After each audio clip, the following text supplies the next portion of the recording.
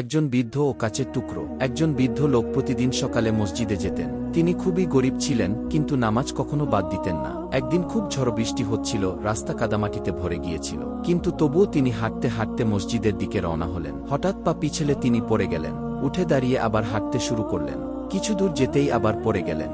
এবার একজন লোক এসে তাকে সাহায্য করল এবং বলল, চাচা, আজ আপনি কেন এত কষ্ট করে যাচ্ছেন? নামাজ তো ঘরে পড়লেও হতো। বৃদ্ধটি বললেন, বেটা, আমি জানি ঘরে নামাজ পড়া যায়, কিন্তু আমি আল্লাহর ঘরে গিয়ে নামাজ পড়লে আল্লাহ খুশি হন, আর আমি যদি চেষ্টা করি তবেই তো তিনি আমার আন্তরিকতা দেখবেন কি। লোকটি চুপ করে গেল। বৃদ্ধটি যখন মসজিদে পৌঁছালেন, ইমাম সাহেব বললেন, আজ সকালে আমি স্বপ্নে দেখলাম একজন ফেরেশতা বলছেন, একজন বান্দা আজ 3 বার পড়ে গিয়েছেন, কিন্তু আল্লাহ তার প্রতিটি পদক্ষেপের বিনিময়ে তাকে জান্নাতে উচ্চ মর্যাদা দান করেছেন।